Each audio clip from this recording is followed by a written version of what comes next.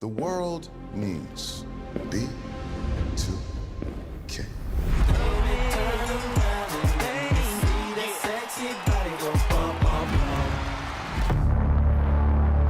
B2K's breakup was a huge shock to their fans.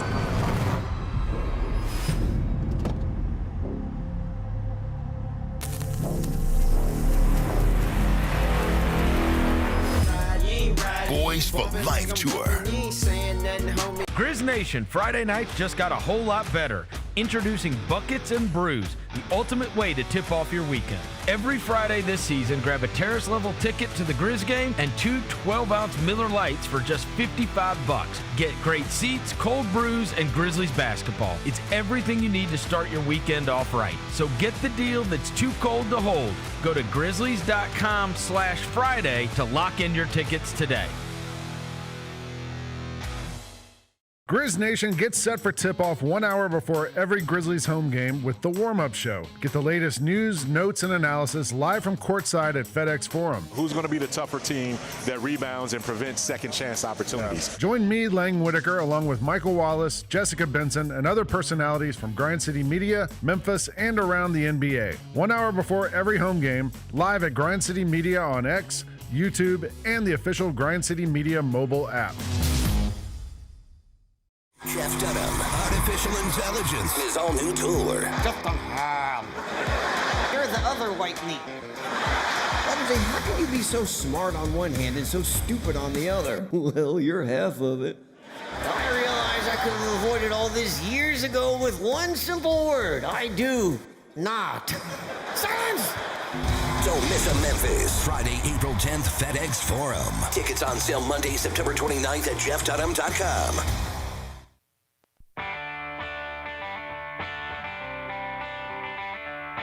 Live from the Built Ford Tough studio at FedEx Forum, it's the Gary Parrish Show, presented by Ortho South, on YouTube at Grind City Media and the official Grind City Media app. Now, here's your host, Gary Parrish. All right, I'm here. My name is Gary Parrish. I'm speaking to you from Midtown Manhattan, New York City. Bennett Doyle back inside the Built Ford Tough studio, FedEx Forum, downtown Memphis, producing the program. Glad he's with me. Glad you're with me. Hope you're getting through the day best you can.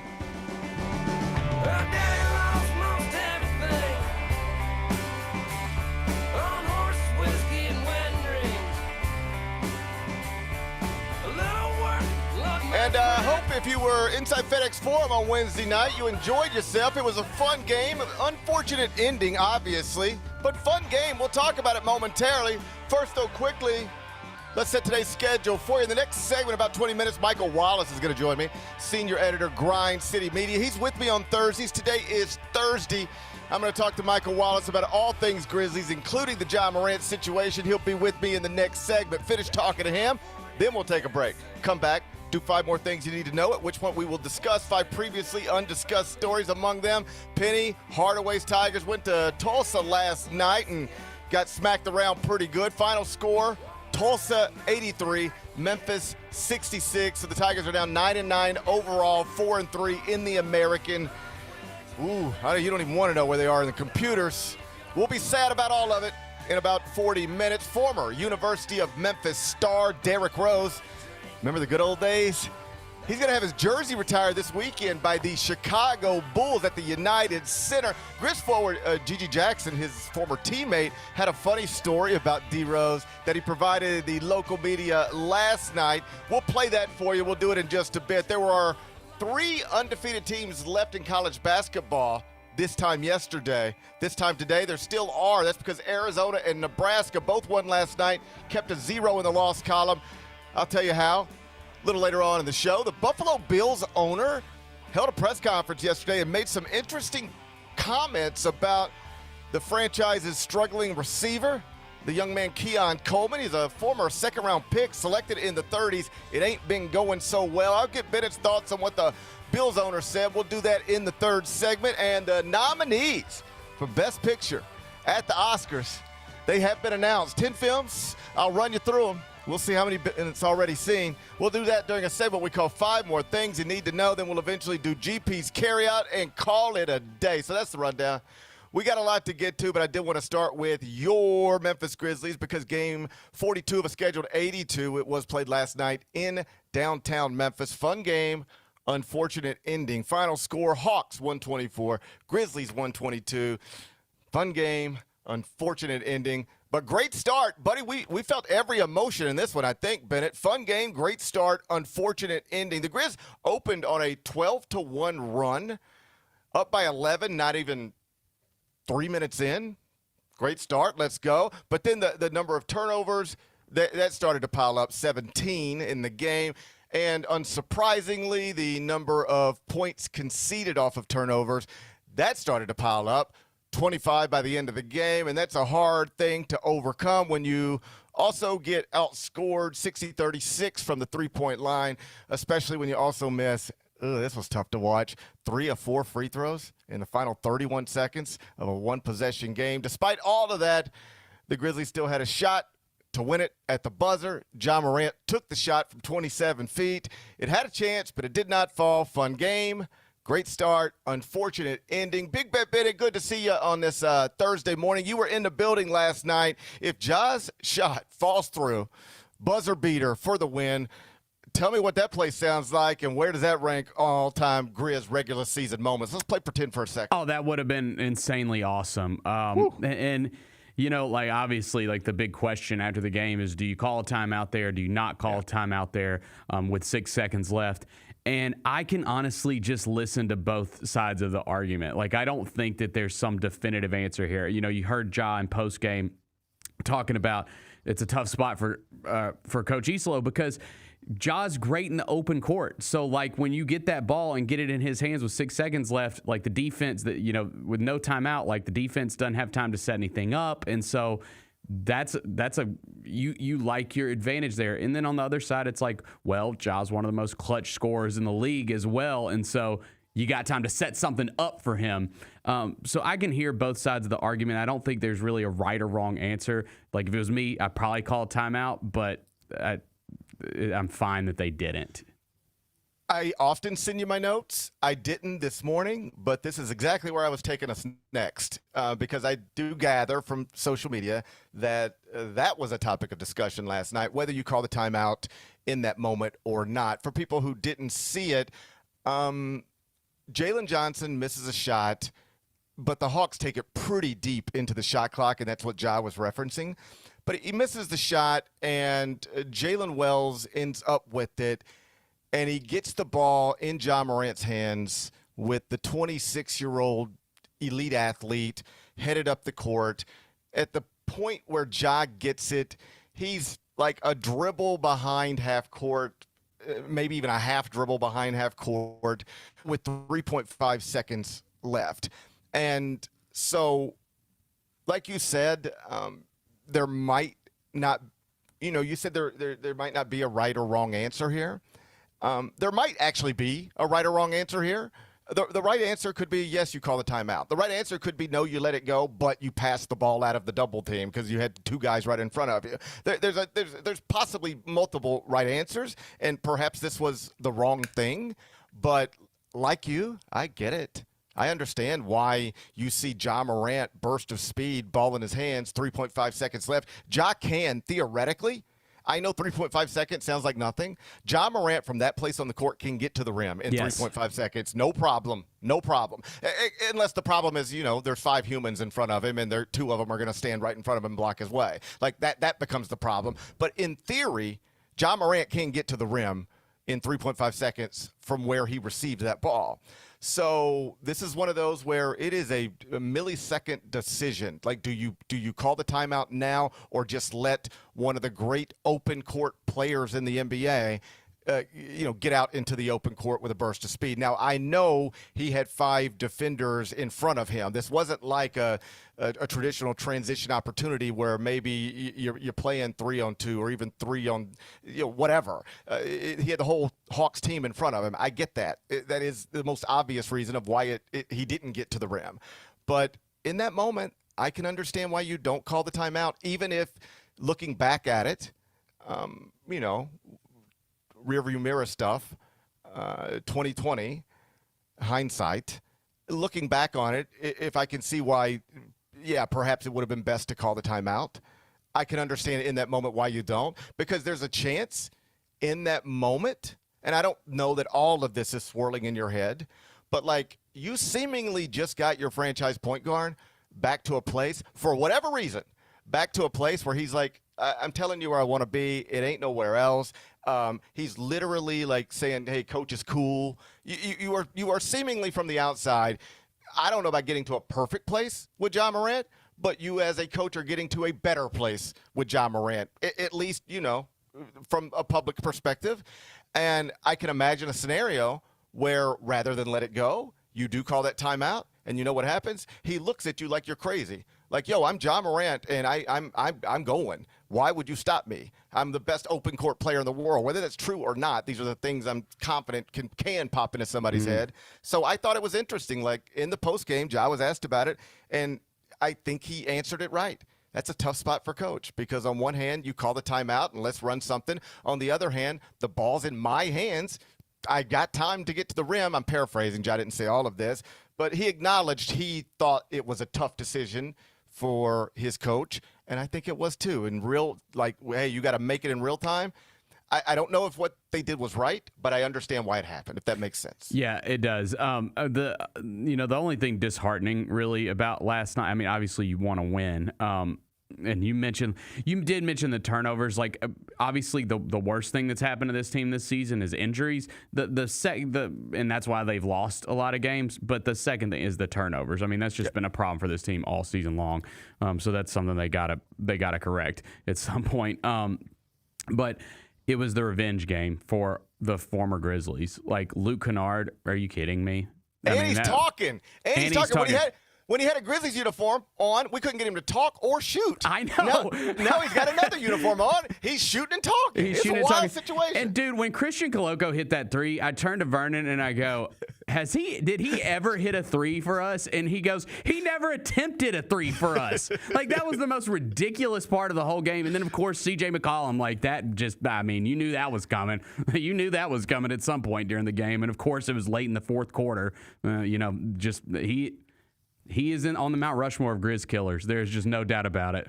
And then I don't know if we've had our eyes on Jalen Johnson since he's reached star level in any sort of meaningful way. But, oh, buddy. Yeah, he's good. Yeah, he's really good. I don't see them a lot, right, because they're only here once a season. But, yeah, I was super impressed last night. Like, even in the final minutes, he had the one thing where, like, Ja was guarding him. I mean, enthusiastically and with everything he had. And there was just nothing he could do. Like, he just backed him down and shot over him. It was a too little moment. He's great, and he was terrific last night. And yeah, the former Grizzly stuff it's hard to escape. Like, I'm obviously here at the CBS Broadcast Center, but I got Grizz Hawks on the iPad, and I look up at one point and I see a guy just grab a ball and it's just boom, dunk, and I'm like, is that the dude he was dunking for the Grizzlies like 2 weeks ago? Mm-hmm. What? I know, we're starting Luke Kennard at center. John Conchar at center. That's tough. That's a tough spot. I can understand that. Like, because people were wondering last night, like, well, why don't you just start Jock Landale and Jaren? I think the reason that you can is because you have, like, two big men. So you've got to kind of stagger them, because we know Jaren gets in foul trouble, and I don't know what you're just in a tough spot with all these injuries with two traditional bigs in the lineup. Like, I totally get why they brought Jock Landale off the bench. So far, the lasting take from Tomas Isolo's first season as the Grizzlies' full-time head coach is that, buddy, you're in a tough spot.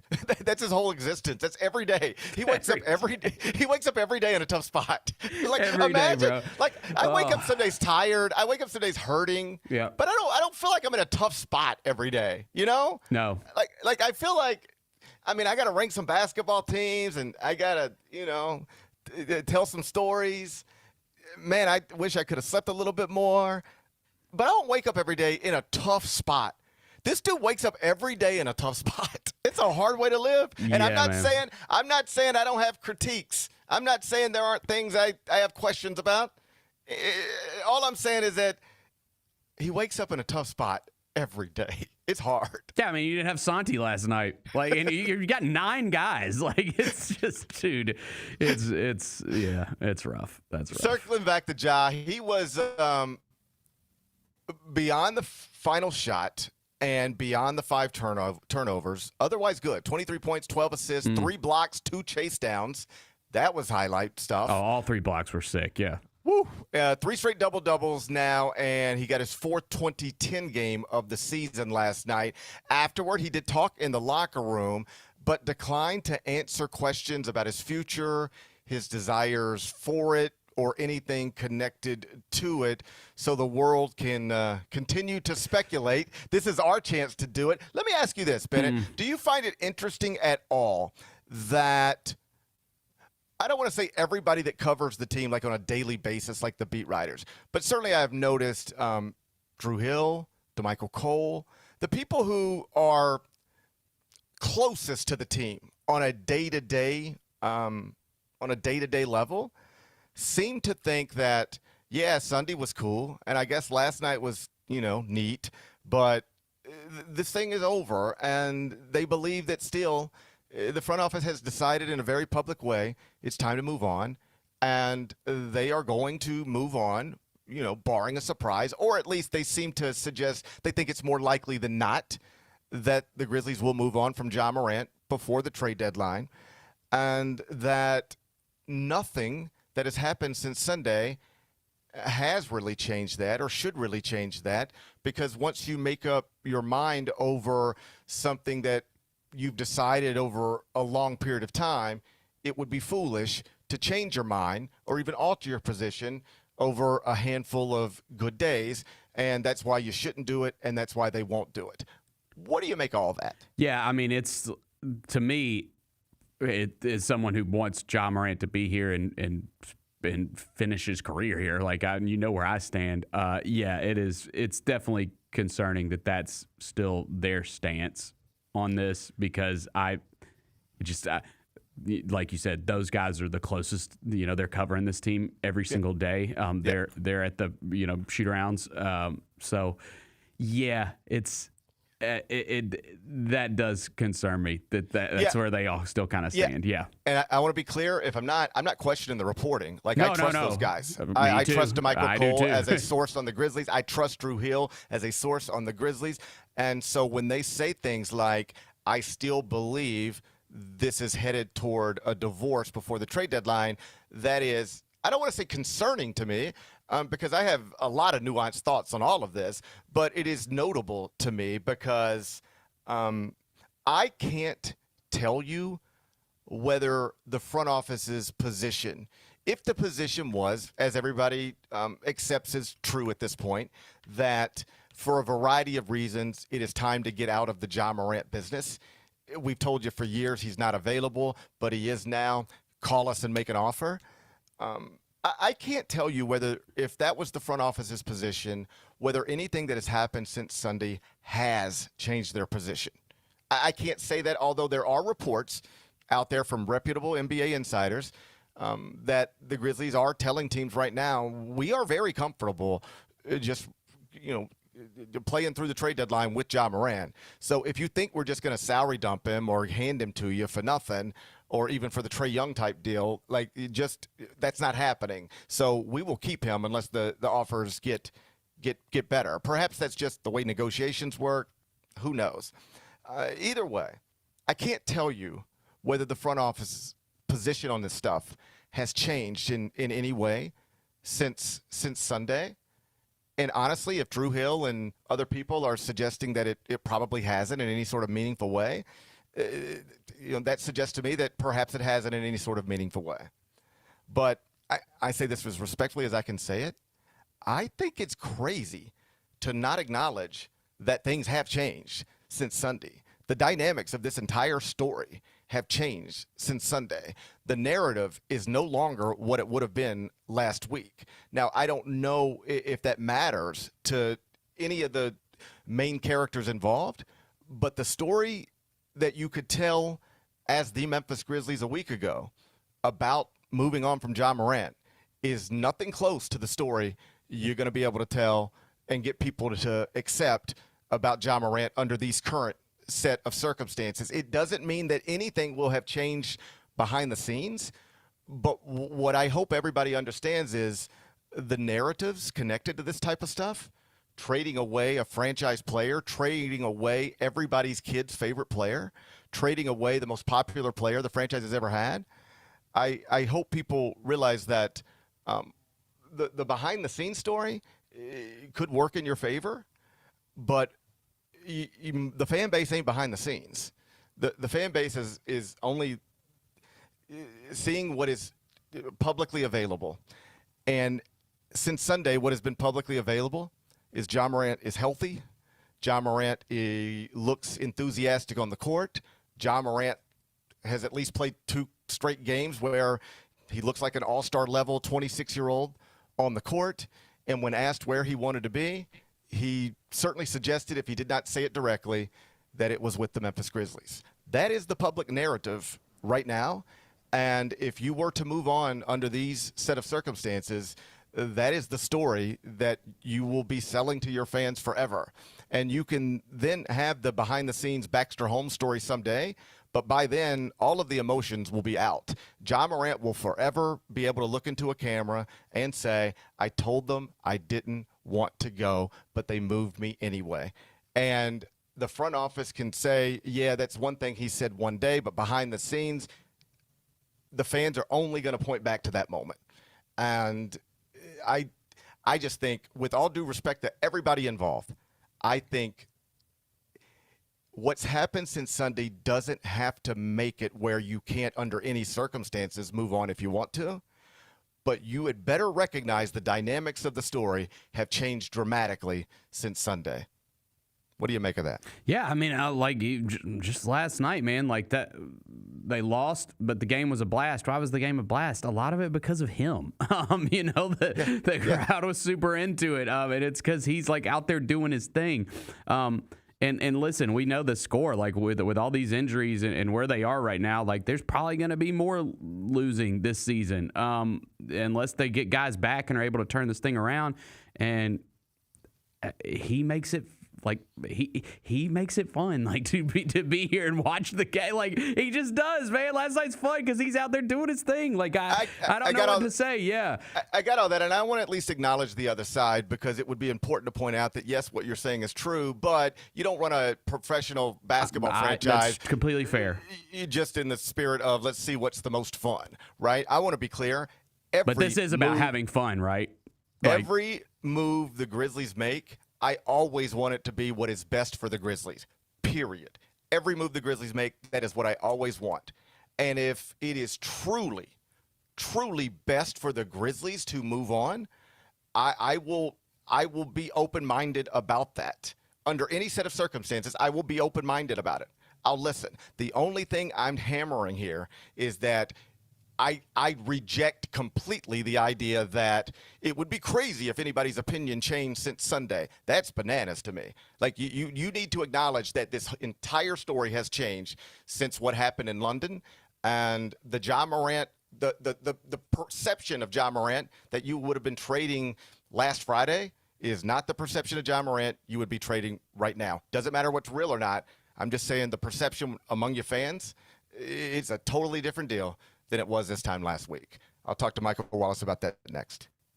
Thanks for showing up, Memphis. Nothing beats catching your Grizzlies IRL, and nobody knows that better than you. So next time you want to hit up a game, Ticketmaster's got your back with tickets to every upcoming matchup. Whether you're catching the Grizzlies at home or on the road, you'll find tickets at Ticketmaster, the official ticket marketplace of the Memphis Grizzlies and the NBA. Keep putting that jersey collection to use and get Grizzlies tickets today. There's no better brag than saying you saw it live. See you courtside again soon, Memphis. Let's face it, there's a lot of trash talk in basketball. But the great teams let their performance do the talking. Like Ford F-150 with Pro Power on board. A class-exclusive industry-first feature that turns your truck into a mobile generator and leaves the competition speechless. Ford F-150, official truck of the Grizzlies. Greatness starts here at your Mid-South Ford dealer. Class is full-size pickups under 8,500 pounds, GVWR. The only thing better than Saturday Night Hoops is when it comes with an exclusive Grizz hoodie. Every Saturday this season, $60 gets you a Grizzlies ticket and a limited edition Grizzlies hoodie. 4 different hoodie designs dropping across 4 Saturday games. Not sold anywhere else. Don't miss your shot to collect all 4 designs. Grab your tickets and gear up now at grizzlies.com/Saturday. Do you feel like you have had a matchup or an opponent or a moment where you're like, oh, I'm in the NBA now? When we played the Warriors and Steph on the left wing hit like a step back 3 like right in my face. Like, I remember watching this on TV and I'm the one getting scored on. Tune in to the Jessica Benson Show with CJ Hurt live every weekday at 8 a.m. on YouTube at Grind City Media and the official Grind City Media app. Kroger shoppers and Grizz fans. Want exclusive last-minute discounted ticket deals texted straight to you? Sign up with the new Kroger Buzzer Beater deal. Fans can sign up by texting Grizz to 636-479 or visit your local Kroger store in the Delta Division and scan the QR code. By signing up, you agree to receive recurring automated promotional and personalized marketing text messages from the Memphis Grizzlies. Consent is not a condition of any purchase. Message frequency varies. Message and data rates may apply.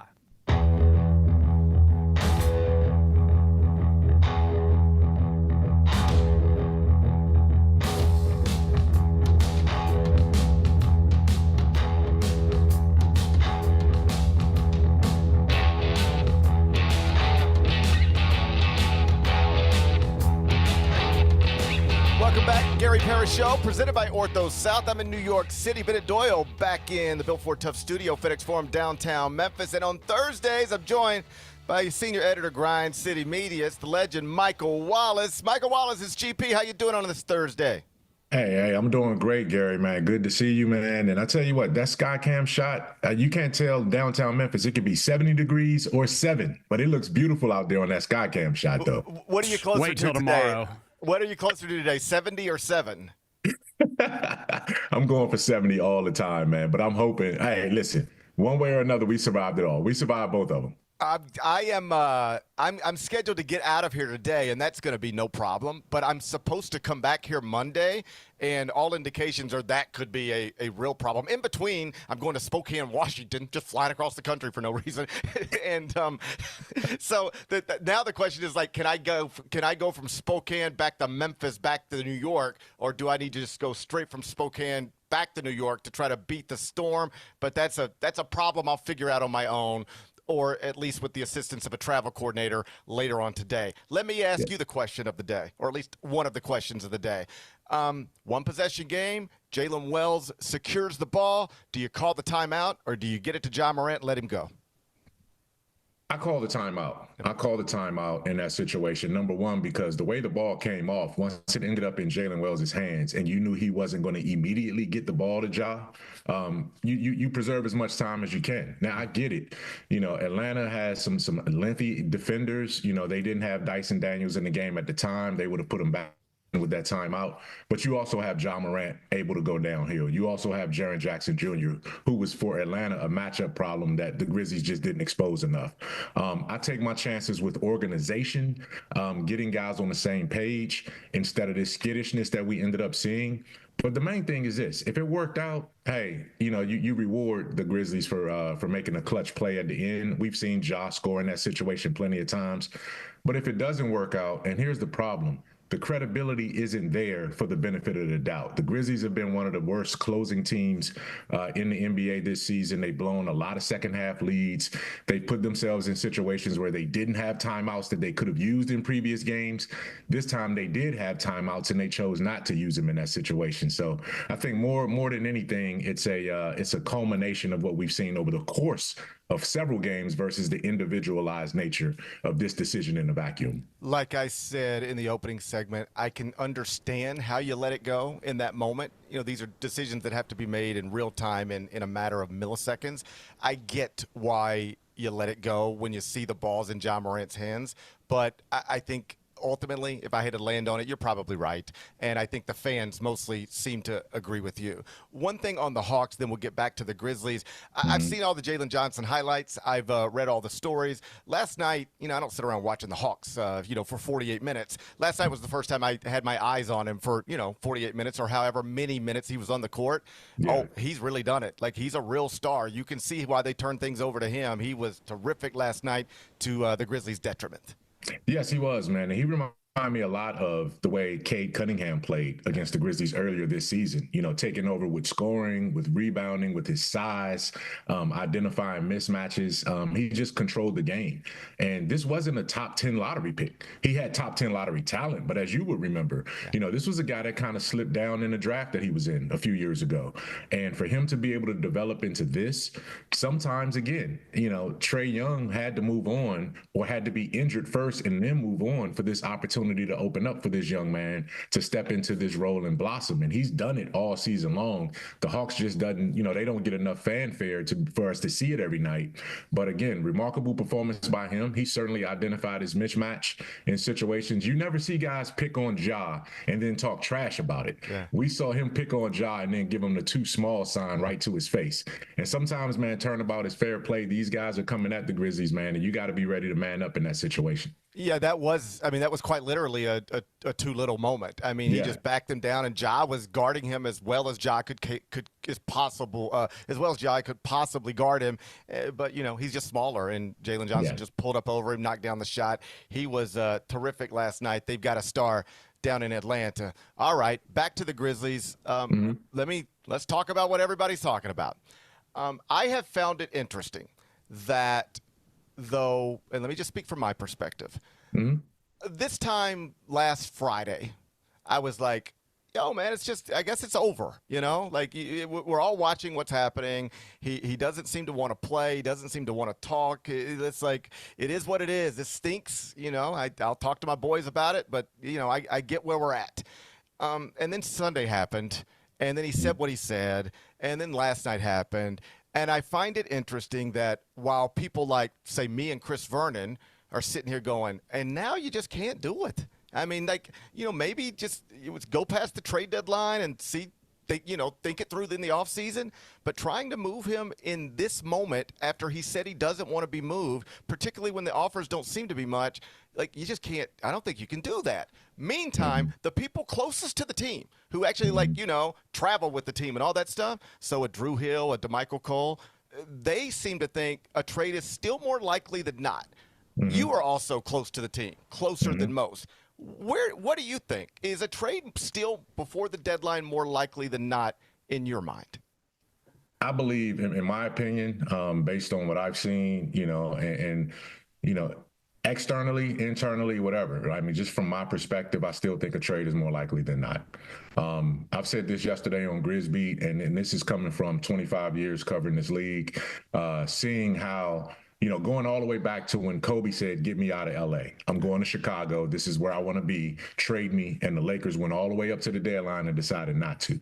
This is seeing Carmelo Anthony go through his situation in Denver, where he wanted to get out and only I want to go to New York. And Masai Ujiri had his hands tied in that situation and had to do it. I can go on and on and on. Free agencies, major players, Hall of Famers that have done this. And that's not what the Grizzlies are in this situation. And that's not who Ja Morant is. But at the end of the day, when you have this much smoke around a situation and that much time, remember, this came out almost 2 weeks ago now. So that gave the Grizzlies and Ja Morant about a month of time of runway up to the February 5th trade deadline to figure out what these deals look like. You only let this information get out there because you want to see how many offers you can get to compare with what you think you might already have. And it may go all the way up to the deadline, but at the end of the day, when you go this far and you cross this bridge, I think it's almost inevitable that it's going to happen. And if it doesn't happen, the Grizzlies have given themselves some leeway to say, hey, we can take this into the summer and reevaluate, and Ja just has to play. And what Ja did, the one thing I will agree about what you said before is that when Ja is playing and he's being professional, that changes the dynamic, but it still doesn't erase the situation that's at hand. And that's that both sides are open-minded to what a trade possibility would look like. Both sides could probably use a fresh start. And no matter what gets said publicly at this point, I think that's where we are with that situation. So I've been pretty clear. I do think the stuff that has happened since Sunday, him being available, him playing well, and him saying, I don't want to move on, I am of the opinion that that should matter. Like, if only because I would not want to be the decision maker who traded away the franchise's most popular player while he's playing well and saying he doesn't want to leave. Under different circumstances, maybe. Last week, much easier. Right now, very difficult. But other people say, that's the situation. That's the situation. That's the Ja Morant experience that the Grizzlies have been in for 3+ years now. Right. He's a very prisoner of the moment person with his emotions. He's a very different person from one game to the next in terms of his availability, how he plays. And I didn't mean to interrupt you, but what I'm saying is that, the bottom line in this situation is that you can't conduct business in the long term for what's best for both you and your franchise if you're going to be swayed by the moment in that situation, because that's not how the best thing for Ja Morant, whether it's with the Grizzlies or not, is for him to be like he was the last 2 games. Available, productive, charismatic, and forthcoming in terms of how he's conducting himself in the media. The worst thing for Ja Morant and the organization that he's playing for right now is how he was in Berlin. Detached, uninterested or disinterested, surly, and unappreciative. And so what's best for business, no matter whose business you're trying to invest in, is for him to be what he has been. And that's best for both him and the Grizzlies long term. But the back and forth, I truly think this, Gary, I think fans, this situation is, and I'm not going to go super political, but it's almost like with the president of the United States right now. Those who are for him are going to be for him no matter what he does. Those who are going to be against him, even when he does something right, aren't going to give him the credit that he deserves when he does something right. It's all about looking for confirmation bias. Very few people are on the fence when it comes to Ja Morant right now. Those who are for him can admit, man, we're tired of not seeing you play. You got to get out there. But the moment that he does something that you want him to do, you're back in his corner because you never left his corner. Those who are just fed up and said, hey, this has been 7 years, man. We've had the suspensions. We had the injuries. You're less available than you are available. It's time to move on. They're not going to switch either. They're not going to look at these last 2 games and say, oh, I can trust in this for the next 30 games. They're going to say, hey, we've been through 7 years of this, man. Maybe it's time to move on. So I can see it. It's confirmation bias. But at the end of the day, man, he has to play and he has to perform for both himself and for the Grizzlies to get the best out of whatever this decision has to be. I get all of that. And like what I was going to say is, like, I think you and I are probably in different places right now as it pertains to what we think should happen in this moment. And, if I'm being truthful, not everybody's opinion, like, matters to me or can make me reconsider, but you are somebody who would make me reconsider. And so I wanted to hear all of that. Let me ask you this. You said the best thing for Ja Morant is for him to be what he's been the past 2 games, available, all of that stuff. Is that possible in Memphis going forward? I know you don't think it's likely, but do you think it's possible? Like, if people are out there daydreaming and this is what their dream is it even possible at this point in your mind?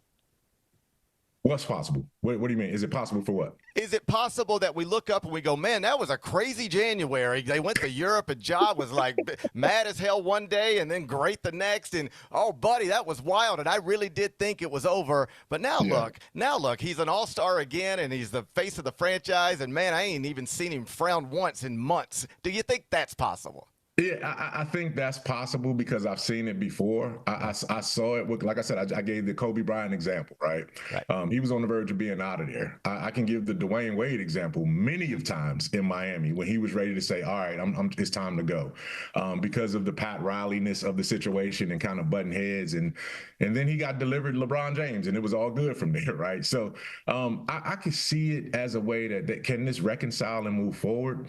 I want to believe that because I've been around these guys. I've been too close to them to not want to believe in them, right? And it's almost like, with your kids, man, like, you know what they're capable of, you know their strengths and their weaknesses, but you never want to give up on them because they're your kids. And these guys aren't kids, they're grown men. I'm just giving that as an example. But here's the thing that concerns me, though, if you look big picture. Ja Morant has been on the floor for 20 games. The Grizzlies are 7-13 in those games. They're not looking good with him and Jaren Jackson on the floor still. Right. And we can talk about the injuries and no Zach Edey, no Ty Jerome. Guess what? We can't factor Ty Jerome in because we've never seen him in a Memphis Grizzlies uniform. We could say Zach Edey makes an impact, but Zach Edey's only 1 year into his NBA career, now his second season. We could talk about the injuries that are not letting these teams or this team get to where they need to be. But you know who else was injured? Oklahoma City the last 2 years. You know who else was injured? The San Antonio Spurs the last 2 years. You know who else was injured? Denver. And all of these teams that are up in the top 5, 6, 7 of the standings all can say we've missed key guys, but yet we're still producing. The Grizzlies haven't reached their potential with Ja and Jaren yet. And that might be the biggest indicator that it might be time to pivot and move forward. So, again, I think there's a place where you might want to reconcile it, but reconcile it for what? You're still going to come back and you still have some developmental players. You still have a coach that's still developing. And is this the best situation to get the maximized energies and efforts you need from Ja and Jaren? I don't know. I think there's more uncertainty in the future with them than it would be without them. I think what your clearly defined direction is if you move forward with the assets you need. I don't want it to end. I'm not saying that. But as a business decision, you got to look at it now. Grit and grind era lasted 7 years. We saw how that peaked. We saw what that meant. We all loved it. We all saw it. We all think it delivered on what it could deliver. We got the most out of what that team could do.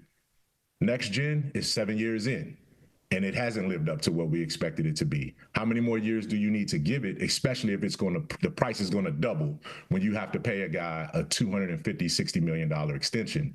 I don't know. Those are the questions that this front office and this organization has to ask itself right now.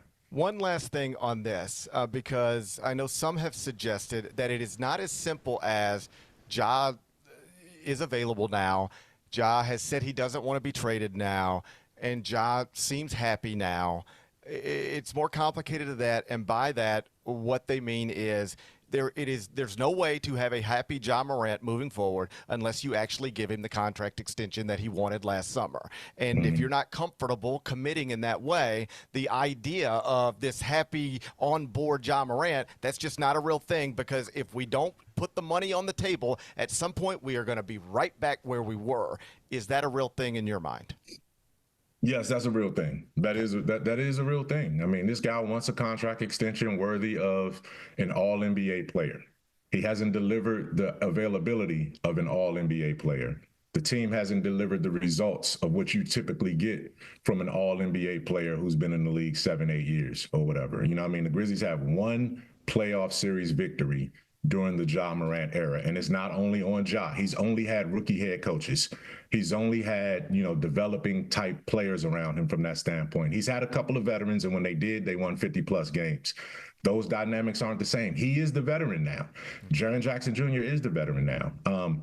You give him his contract, I think he's good, but I still think I don't know if that's the formula that's going to take this team to the next step. So here's the thing, too, and you've said it a couple of different times, and I agree with you. The indication that he gave was that, yes, he's made it clear that he has not asked to be traded. What he also said was, hey, he implied because of the tattoo on his back, you all know where I want to be. That's different from saying, I want to be in Memphis. I do not want to be traded. Looking into a camera, addressing whatever reporters you need to, and doing it on the record. He hasn't done that yet. He's made references to it, but it hasn't been clearly defined yet. You know what I mean? But I do think Ja wants to be in Memphis. I think he feels like he can make it work. But now it's about what's coming next. And here's the last thing I'll say on this. Okay. Here's the thing. I went back and looked at that trade last year. Desmond Bane, the Grizzlies got a 2-time NBA champion and frontline starter, a backup point guard, and 4 unprotected first-round picks. That trade will dwarf anything that's on the table or has been on the table for Ja Morant. Right. That's a tough pill to swallow if you're a front office and you're saying, man, I got that for Desmond, right, but I don't think I can get that this year if I traded Jaren and Ja. You know what I'm saying? So the business aspect of it is what might keep this going beyond the trade deadline, because you just can't give this guy away or these guys away. But having said that, what the going rates were last year are different than what the going rates are this year, and you have to make some hard decisions about where you are as an organization and take one of these paths, because going down this duplicitous route isn't delivering any answers right now. Michael Wallace, that was excellent and interesting stuff. I appreciate your insight. Thank you for being here. Make sure you follow him on Twitter @MyMicCheck and getting his work, grindcitymedia.com. You're the best, buddy. Thanks for your time. Hey, safe travels, man. Seriously, safe travels and stay warm, brother. I appreciate you. That's Michael Wallace, Grind City Media. He's on Twitter @MyMicCheck. That's @MyMicCheck. When we come back, ooh, you want to get even more depressed? You want to get even more depressed, Bennett? I was hoping we were going to hold off, but guess we got to. Oh, buddy. Penny Hardaway's Tigers went to Tulsa last night, and I think at one point early in the season I told you, Bennett, I think Tulsa might be the best team in the American, and I still think that might be true. It certainly looked closer to true than not last night. Oh, the Tigers got beat down pretty bad. Tulsa pulled away in the second half. We'll dive into it next. Gary Parrish Show presented by Ortho South. How are you able to release and have an instrumental song become a huge deal? And I forget who the disc jockey was, but he put the wrong side on. He put the Green Onions by mistake and played the B side instead of the A side. No! And that's when the change happened. These people started to call the station and say, play that song again. The Chris Vernon Show, live on weekdays at noon on YouTube at Grind City Media and the official Grind City Media app. The heaviest metal credit card of all time. Rumored to be one of only 18 in existence. Plated with the very same tungsten that forged the International Space Station. And wielded at business dinners like a samurai sword. It's a classic corporate power move. But the real power move? Having end-to-end visibility on your most critical shipments. FedEx, the new power move. The Grizzlies are the one thing everyone in the family can agree on. So join us every Sunday this season for Sunday Family Fun Days. It's a steal at just $35 and includes a ticket to the game, a $10 food voucher, post-game free throws on the court, and a meet and greet with mascot Grizz. Space is limited, so grab your tickets now for this unique experience your family won't soon forget. Go to grizzlies.com/Sunday and have a fun day.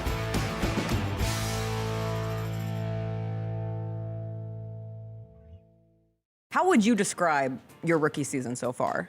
Growth. The best way to grow is to be thrown in the fire, and I think coaches and all of my coaches have done a good job with that, because I remember having a conversation with him. He was like, the fastest way and the best way you're going to learn is if I throw you in the deep end and you try to keep your head above water. Tune in to the Jessica Benson Show with CJ Hurt, live every weekday at 8 a.m. on YouTube at Grind City Media and the official Grind City Media app. Now that's the new edition way. I feel like there's another level we can take it to. What you think, Mike? 2 steps ahead of you, Slick. What's good, bro? What you doing, man? I'm in. Woman, you don't even know what I'm getting ready to ask you. Here's the vision. All 3 of us on the same stage every night. Gonna be crazy. No barriers, no separation. It'll be like 9 kings and a queen. The next level starts now.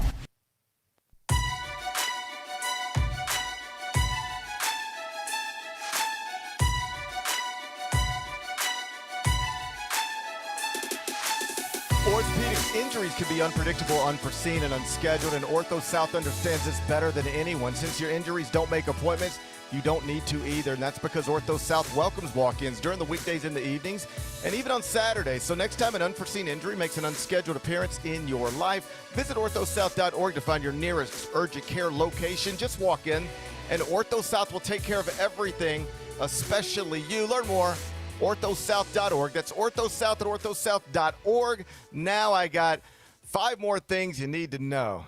Number 1. Man, I wish you didn't need to know this.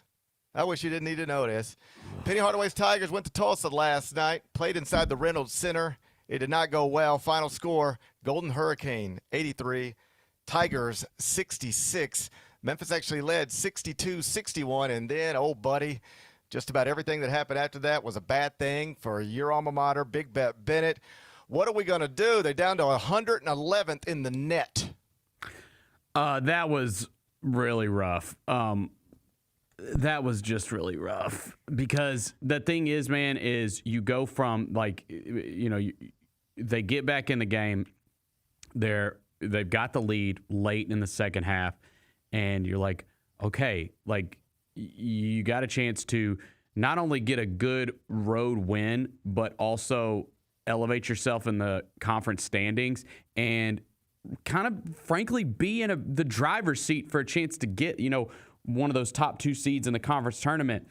And it just all completely fell apart. I mean, it was like one of the worst collapses I've seen. It was it was like a 20-4 run or something like it was really, really brutal how that game ended. 26-2 run. 26-2 run to finish the game. I mean, man. What are we doing? Hey, tell me how this makes you feel. Net rankings on the morning of January 22nd, 2026. Number 110, the Middle Tennessee Blue Raiders. Number 111, your Memphis Tigers. It's just rough, man. It's just rough. This season is falling apart. I mean, you could argue it already has fallen apart, but it is. They've already lost 2 games in conference. I would expect they're going to lose more just because they're not good on the road. They got to play at Wichita State next. It's really bad. I wish that I could come in here and say anything else today because it made me sick watching that just because I was like, man, this is got a chance to really be a turning point for them to get a Q1 win on the road. Everything that happened before, it is what it is, but they actually could position themselves to be a contender in this conference, and it just doesn't look like that right now. 9-9 on the season. Now 0-4 in quadrant 1. And you know what made me sad? Let me tell you what made me sad. Here's what made me sad. So I was in studio last night, CBS Sports Network. We had a triple header. And at the end of the night, we have a 30-minute edition of Inside College Basketball. It's a 4-segment show, and it is largely highlights. We're hitting all the games involving ranked teams. But there were only, I believe, 5 games last night involving ranked teams. Tuesday was loaded, Wednesday lighter, Thursday nothing. That's sort of the way you settle into the schedule this time of the year. And so we had plenty of time. I don't know if you ever watch Inside College Basketball, but we got plenty of time. And the night before, on Tuesday night, I was in studio with Wally Zerbiak. And obviously, Miami, Ohio is basically leading every conversation. They're still one of only 3 undefeated teams in the country, and that's his alma mater. So that was a big deal, and we had fun with it on Inside College Basketball. And then last night, I was in studio with, among others, Adam Zucker and Ice Young, and they both went to Syracuse. Adam was a journalism student there. Ice played basketball there. And Syracuse was playing last night, and, Syracuse season ain't going so well, but Syracuse still mattered enough, so we had the highlight in the show, and we could say, man, I think I did the highlight. And I was like, my condolences. It was like, whatever. And Syracuse loses, blah, blah, blah. My condolences, Zook and Ice. And they were like, it's all right, GP. And we got to have that. And then sitting right in between Ice and Zook is Roy Hibbert, former NBA All-Star, All-American at Georgetown. His alma mater, they're going through it too. Mm-hmm. They were playing last night. They lost again, but we had the highlight. And, I don't think I ever did that one, but somebody did, and it's probably something like, Roy, I feel bad for you, buddy, but hopefully better days are ahead. And this whole time I'm sitting there, and my alma mater was playing basketball too. And do you know it never came up? I mean, never came up. We didn't hit it in any halftime. We didn't reference it pregame. We didn't reference it postgame. It was like the University of Memphis played a basketball game last night, and I was doing a basketball show last night. And once upon a time, it was be unimaginable to do a national basketball show when Memphis is playing and not even think about the Tigers at all. But that is something that happened last night, and it broke my heart a little bit. Yeah. Like, nobody even asked me. Nobody even said, GP, what do you think of the Tigers losing? Like, it never came up. Nobody even noticed that they existed. That's where we're at. Yeah, I mean, and a lot of that is obviously a league issue because there was another, there was a good team playing in that game, right? Yeah. So that's a league issue that team's not even getting recognized either. But yeah, man, that's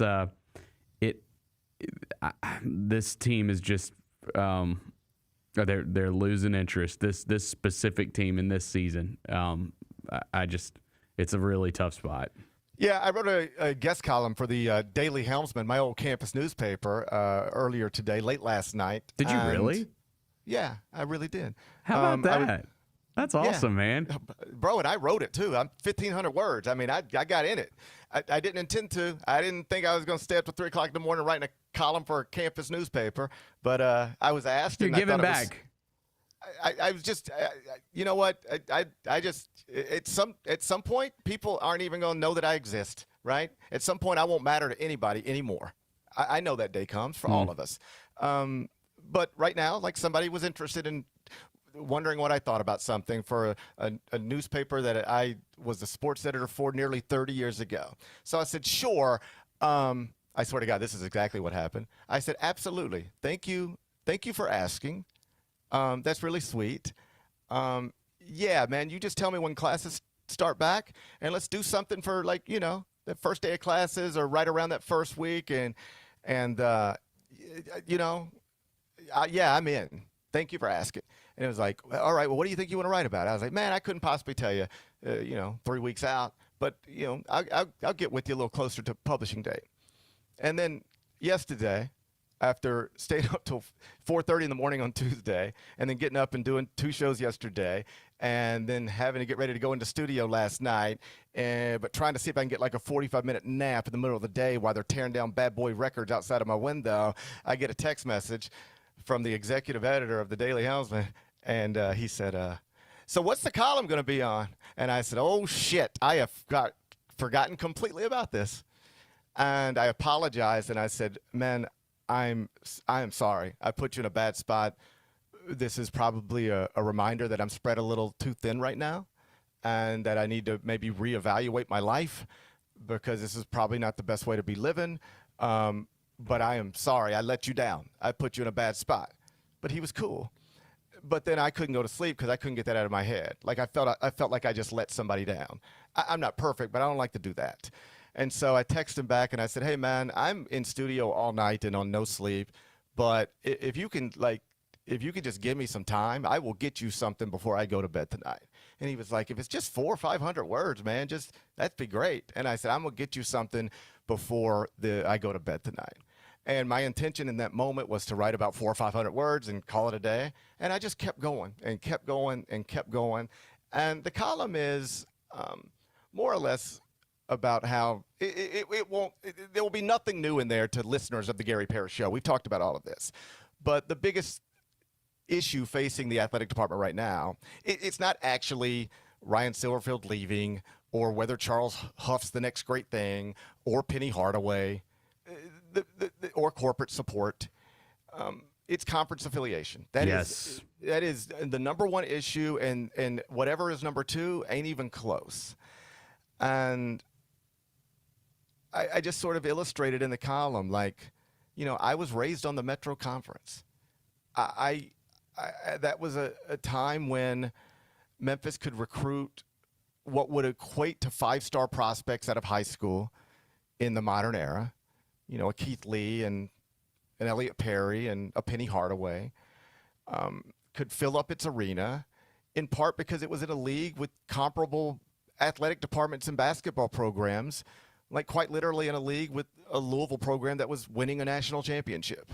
That was your rival. Like, your rival in your league won the national title in 1986. All right, that's when I'm falling in love with Tiger basketball. And even throughout my teenage years and early adult life, the leagues changed and the teams changed, but it was still like Cincinnati's still in this league. I know Houston went down for a while, but that was still like where Akeem Olajuwon and Clyde Drexler played. There was a time when, I went back and looked at it. My senior year of college, when I was at the Daily Helmsman, they were in a league with Cincinnati, Marquette. I mean, big programs. Less than 15 years ago, they were in a league with UConn. UConn, the school that's won 2 of the last 3 national championships. Memphis was in a league with that. And now they are in a conference with no comparable athletic departments, no comparable basketball programs. And for the first time in history,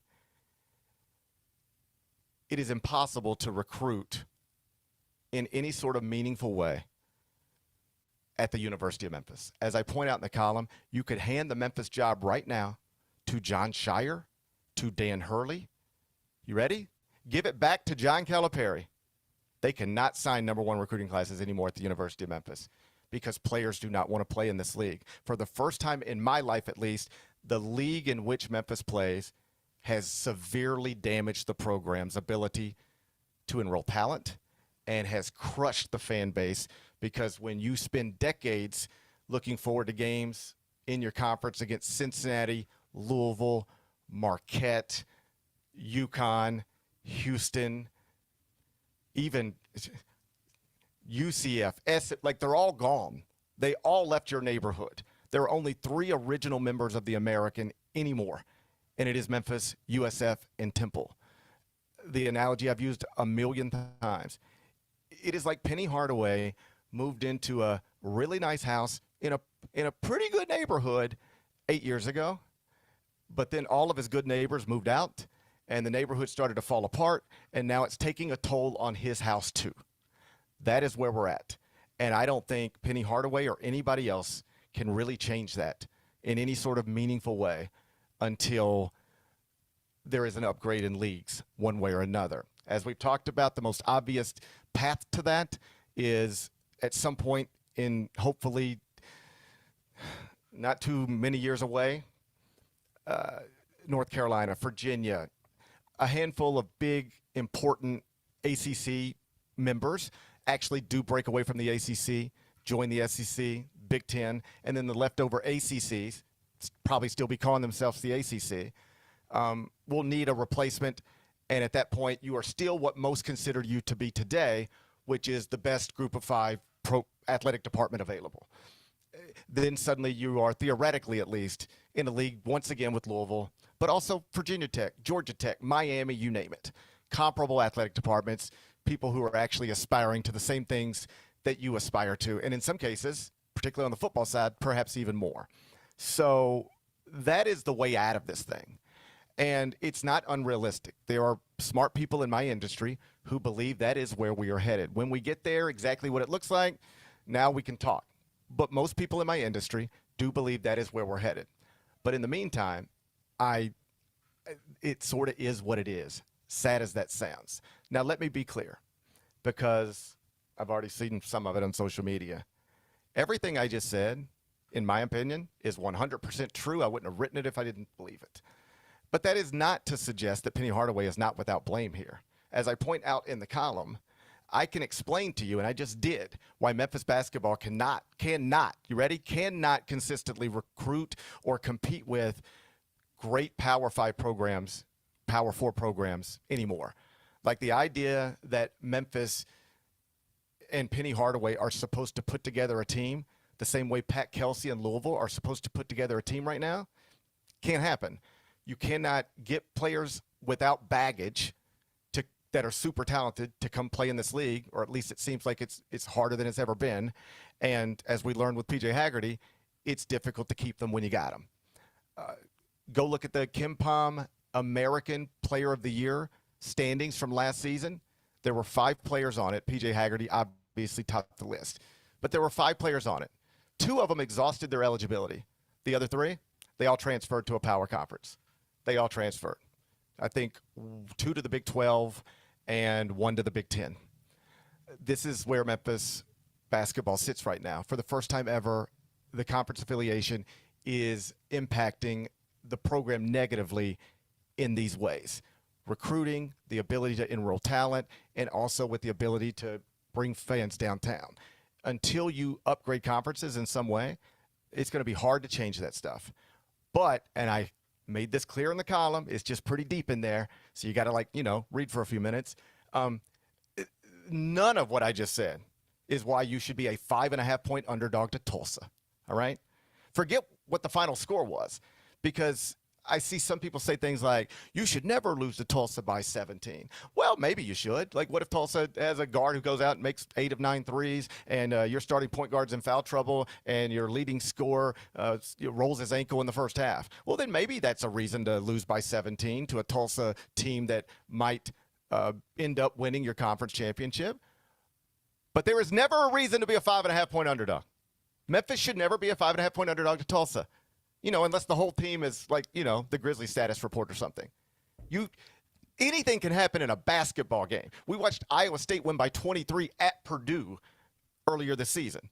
You could play that game 100 times. It would never unfold like that again. Never.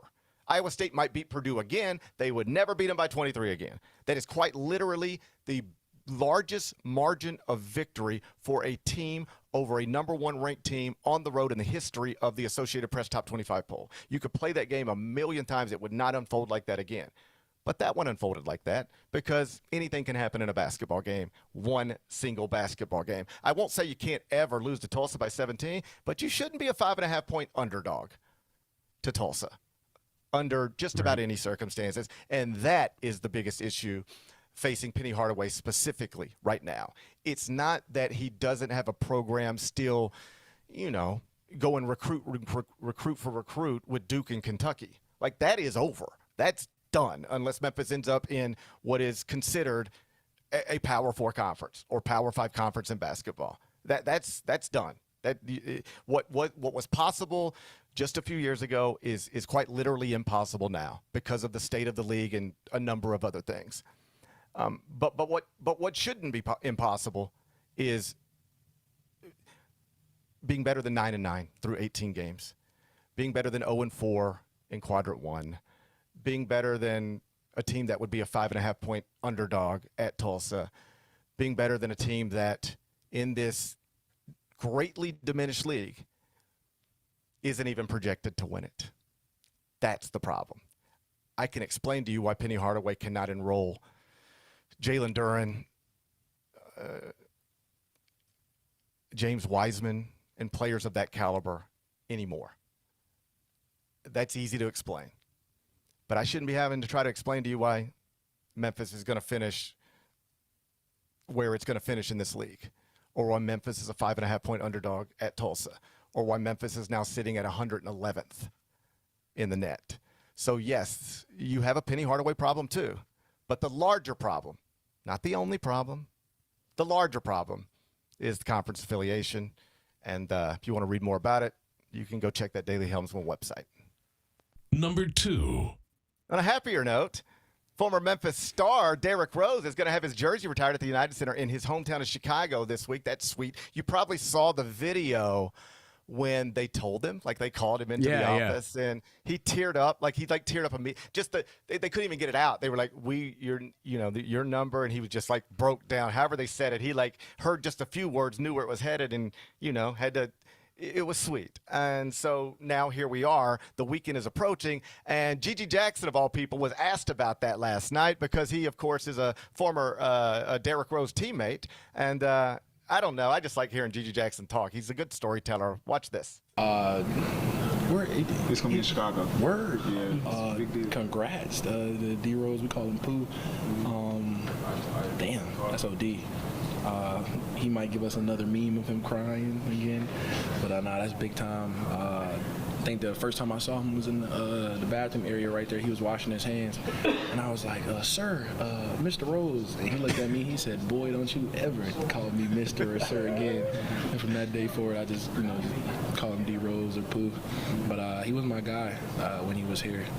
It was a short time, but even in that short time, I got to see a little bit of his work ethic. What led to him winning the MVP of how competitive he is, how he wants to be on the floor.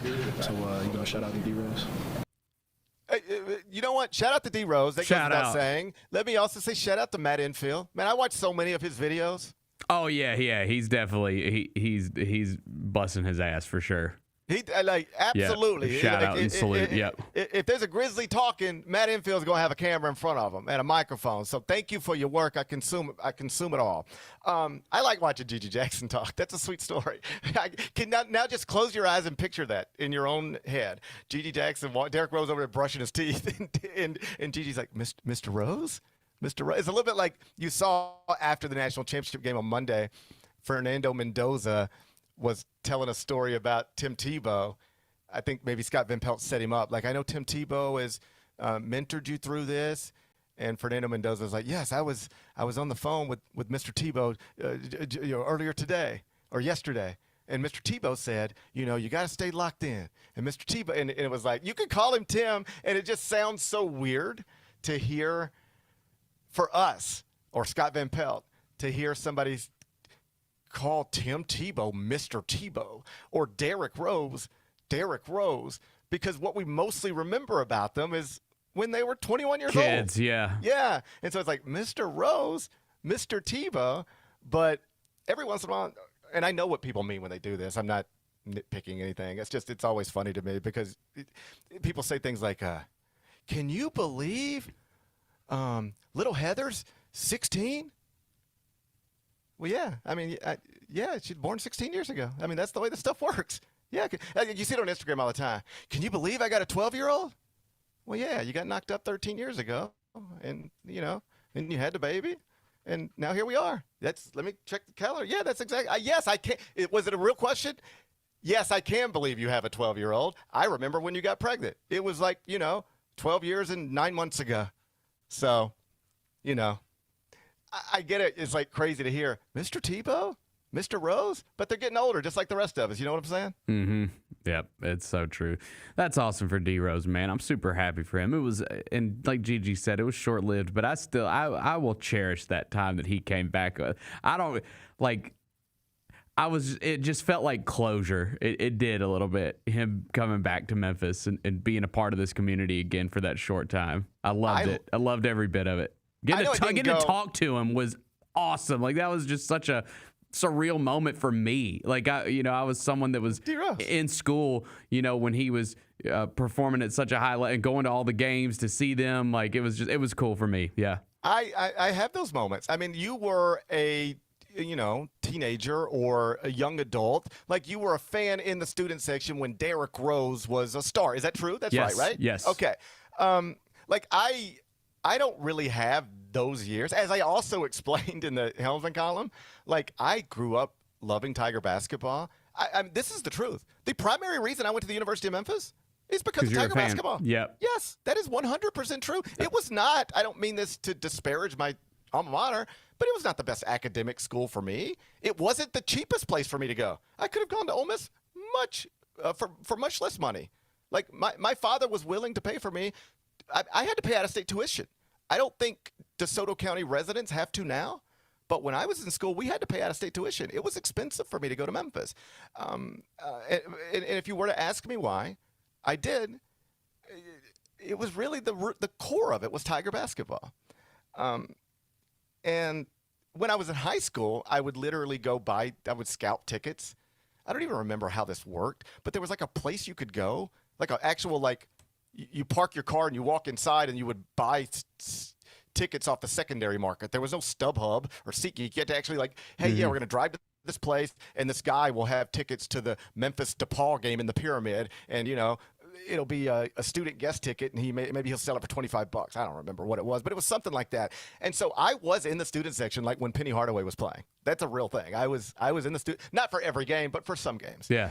But my actual college experience, like my senior year, just focus on that, 1999, they were 13 and 15. I was going to say that was a rough year.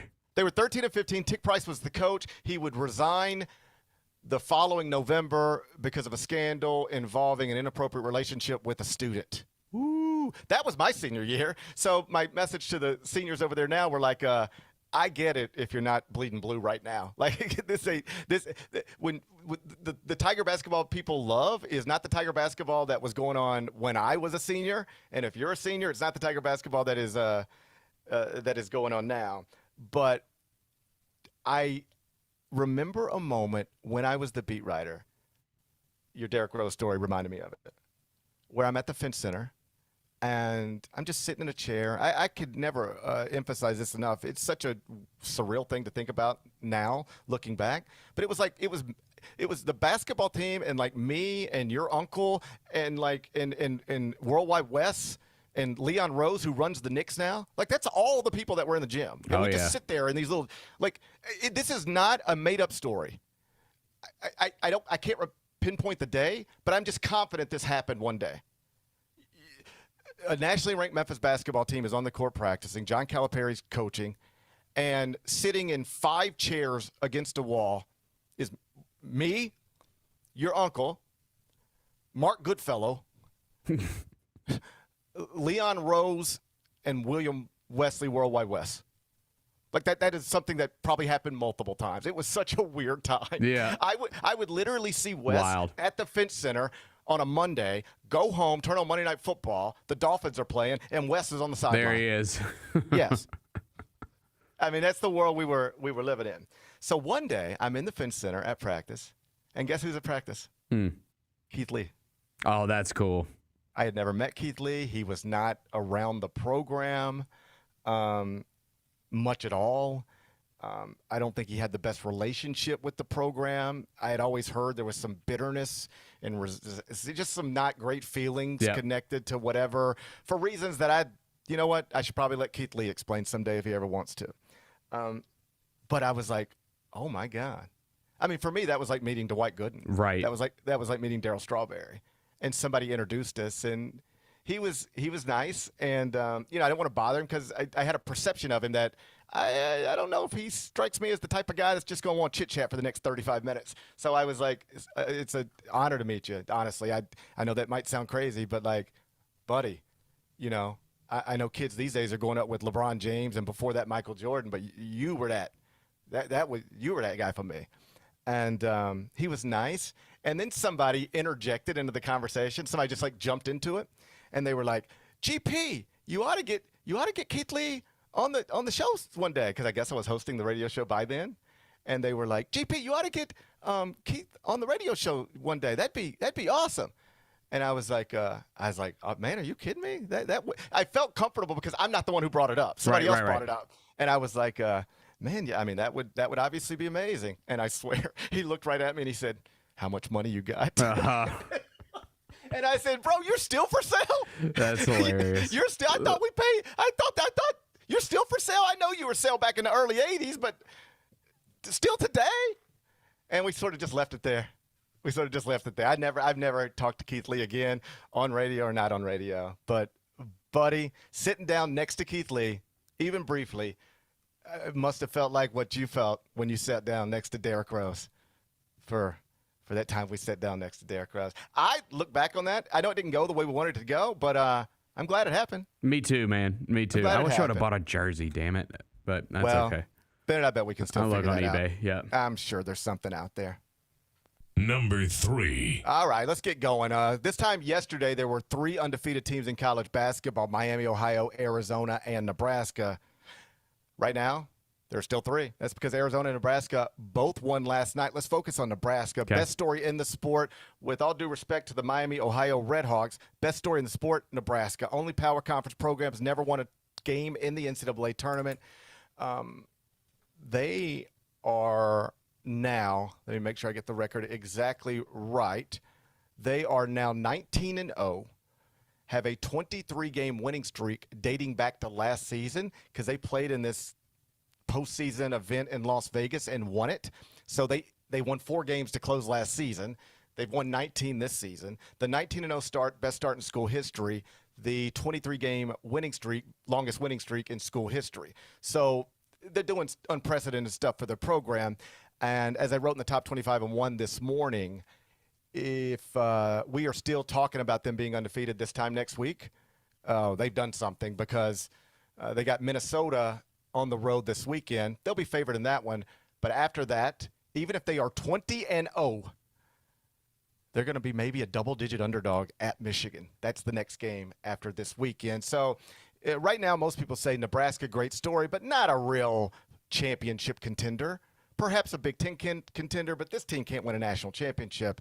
But if they get to 21-0 with wins over Michigan State, Illinois, and then a road win over a Michigan team that's number one in the net right now, regardless of what's going on with Arizona, at that point they're going to have to be getting first-place votes in the AP poll. Number 4. Okay, I wanted to bring this up because I thought it was interesting, and I know you follow that Bills franchise closely. The Bills owner held a press conference yesterday where they announced a whole bunch of stuff and answered questions about firing Sean McDermott, blah, blah, blah. But at some point, Keon Coleman came up, and he said, hey, I want to be clear. My front office decision makers over here, I know y'all beating him up over this Keon Coleman thing because they took him in the 30s 2 years ago, and he has not produced. He created some funny, Instagram moments, I guess, but on the football field, nothing really. He's been, disciplined for being late, just, unprofessional stuff. And the owner steps in and says, hey, I just want to say, make sure everybody know I listen to the radio. I'm paraphrasing here, but I see you guys killing this guy for the Keon Coleman thing. And just know that it ain't him.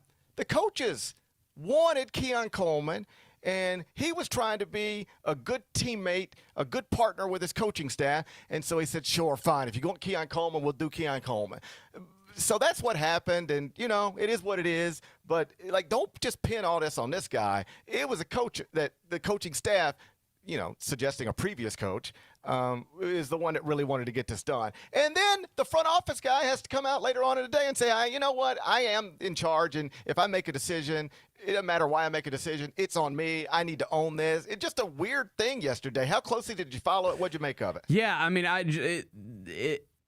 it's because there was clips going around too of the GM, I don't remember if it was it was basically it seems like he was on board with that pick. I do not think that was a Sean McDermott thing. I think they came back and clarified that it wasn't McDermott, but another member of the coaching staff that really pushed for Keon Coleman. That was the story they were pushing. Yeah, I mean, it was clearly a huge mistake. I would not have brought that up. That seems like he brought it up. I would not have brought that up because people can go find old clips like they were doing yesterday around draft time. It was obviously a disastrous pick. But also, among the other reasons you don't want to bring it up, I would think, is what does it do to Keon Coleman? If you were really trying to make this guy into something, now your owner is on record saying, hey, my decision maker didn't really want this guy, if you want to know the truth. That's not great. Yeah, that's not great. I mean, I think it's too far gone with him anyways. I'm not sure he's ever going to become some great receiver. You know what he is? He's he seems to be from a distance, the classic guy who probably, this is what I read, has a good heart, has good intentions. Everybody likes him. Mm-hmm. Every time he messes up, he says, I know I messed up. I'm so sorry. I didn't want to mess up. He doesn't try to blame anybody else. He doesn't try to make excuses. He's like a good young guy who raises his hand when he's wrong and always apologizes and promises to be better. And you actually do believe he wants to be better, but he can't. He can't help himself. That's what it seems like. I think too, man, this just goes to show, and we'll see who they end up hiring as a head coach, but you would think that would be the most desirable job, right? Because you have Josh Allen, you got the best quarterback in the league. But he masks, organizationally, they have not been great. He masks a lot of that. I mean, historically, they are not a well-run franchise. Trust me, I know. And you even look at, some of the recent draft picks they had outside of Keon Coleman. They haven't panned out like people thought that they would. And I don't know, man. I think that Josh masks a lot of the issues with that franchise. I really do. Great quarterbacks often do. Tom Brady did it for a long time in New England. Patrick Mahomes has probably done it in Kansas City. Most people agree that that's the Josh Allen thing too. The Keon Coleman thing, I guess they'll figure it out or they won't. But still, just weird quotes coming out of that press conference. Weird quotes. Number 5. All right, Bennett. The nominees are in for Best Picture at the Academy Awards. 10 films. Yep. I need you to tell me how many of these you've seen. I have seen 8 of the 10. Ooh. Yeah, how about that? Ooh. How about that? Yeah, the only ones that I haven't seen are The Secret Agent and Sentimental Value, which I will knock out in due time. Oh, Bennett, I got some work to do. I've only seen 3 of these. Oh, really? I've seen One Battle After Another. Mm-hmm. That will be your winner. That will be your winner. I think that'll be your winner, probably. Spoiler alert, but that'll be your winner. I've seen One Battle After Another. I have seen Marty Supreme, and I have seen Sinners. And I enjoyed all of them for different reasons. But I got some work to do because I made a promise to you that I'm going to watch all 10 before the Oscars, and that means I got 7 more to go. So you can knock out some of the, like, Frankenstein's on Netflix. I know Begonia's available to stream. I've That's seen on that. Peacock. F1's on Apple. And you haven't seen Train Dreams? Have you seen that? No, that's on Netflix too. So 4 of them you can watch on streaming for free right now if you have those services. I'm going to follow through, just like that Helmsman column. It's going to be challenging to fit it into my schedule, but I'm going to follow through. I'm going to get them all knocked out, and I think after I'm done, I will still hold the same opinion. One Battle After Another will be your winner. I think that's true. I'm not super surprised by the nominees. The only one that did kind of surprise me a little bit was F1. I thought it was good. I liked it. And they typically throw in like a big blockbuster type movie. But I'm surprised that, like, I would have probably done Avatar. I thought the new Avatar was amazing. Like, whatever you think about the story, just like what went into making that movie, I think was pretty incredible. So I would have maybe gone there. Wicked for Good didn't get nominated for anything, which is surprising because the last one got nominated a lot. So those are a couple ones that were surprising. But other than that, I'm not too shocked by these nominees. Well, Bennett, you're going to have to take it up with the Academy. There is nothing I can do to help you with your I'd love to talk to the Academy. I'd love to get some one-on-one time with the Academy. If anybody deserves it, I think it's you. But you're going to have to take up your frustrations with them. There's nothing I can do to address your frustrations with the Best Picture nominees. This is something you're going to have to address with the Academy. I want you to watch Begonia. Begonia's wild, bro. I want you to watch Begonia. And I want to know what you think about that movie. I want to watch. It's wild. I'm surprised it's nominated for Best Picture. Okay, I'll watch Begonia. Yeah. If this were Truth or Dare and I said Dare and you said I dare you to watch Begonia, I would say, okay, let's do it. So I'm going to knock out Begonia. I'm going to try to knock out Begonia before I get back to Memphis, Tennessee. Okay, good. I'd be interested to hear your frustrations thoughts.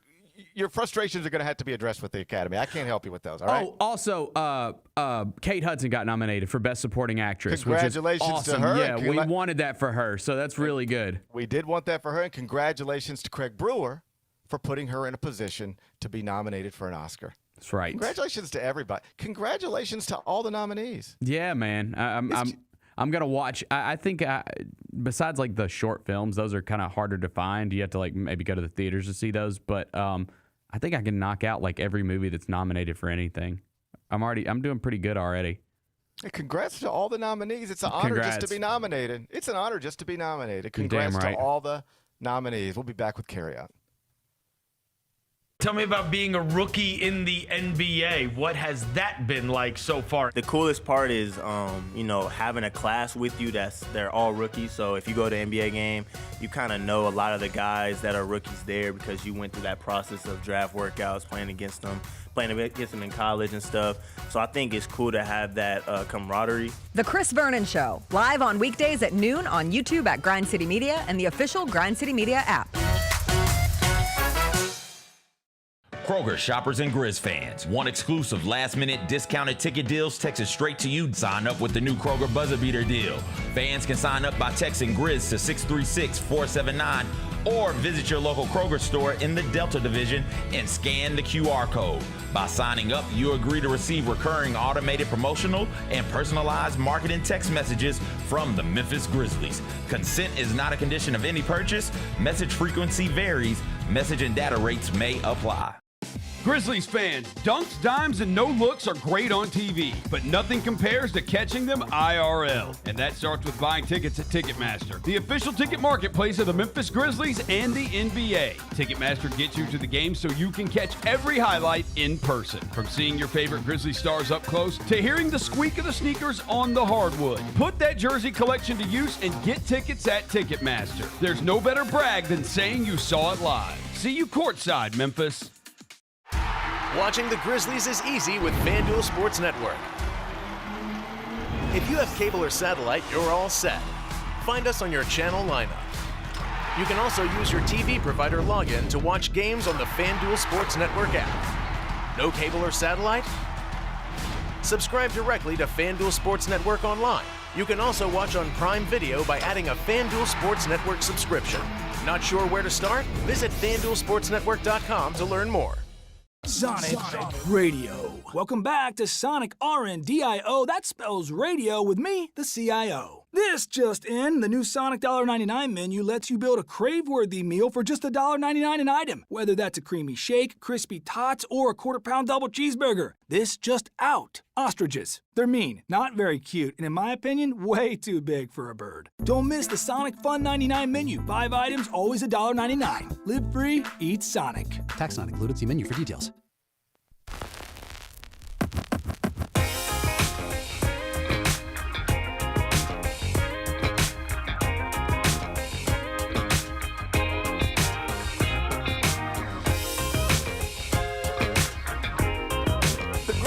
Are now easier to watch than ever. Select games can now be viewed over the air for free in the following markets: Memphis, Nashville, Knoxville, Jonesboro, and Tupelo, the birthplace of Elvis Aaron Presley. Don't miss a second of the action.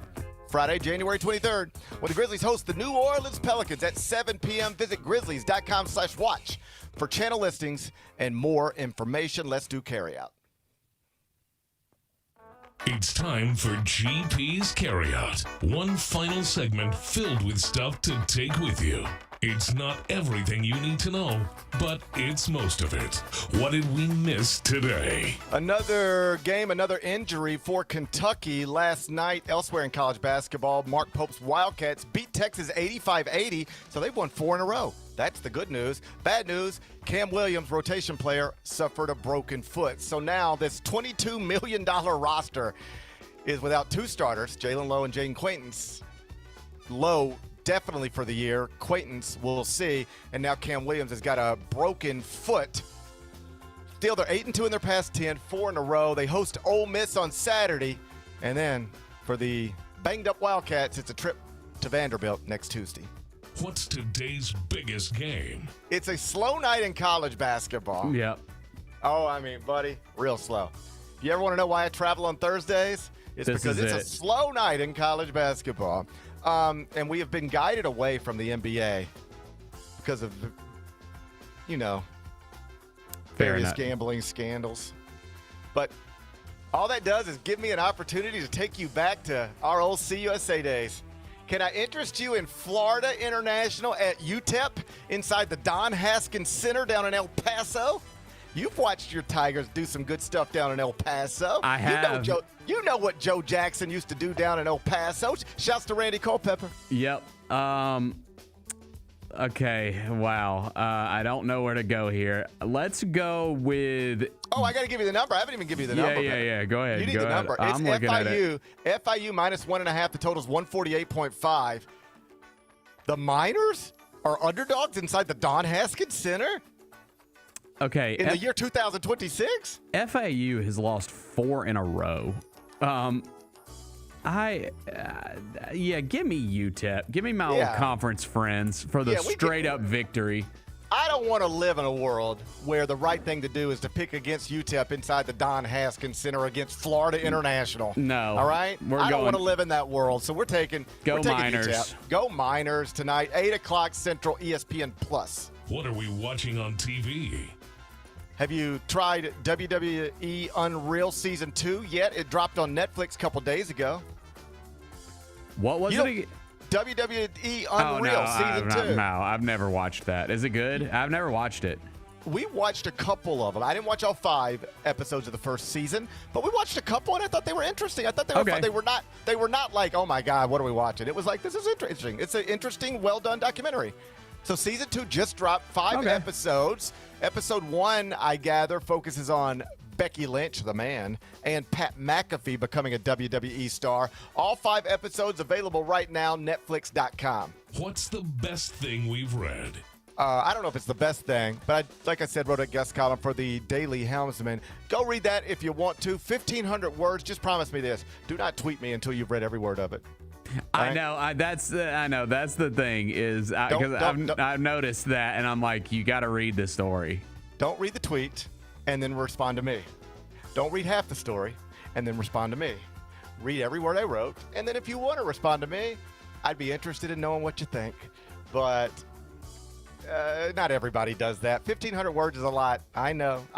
You can find it Daily Helmsman website. What's on tap for tomorrow? Well, tomorrow's going to be Friday. I'm going to be talking to you from the entire different side of the country. Oh, let's go.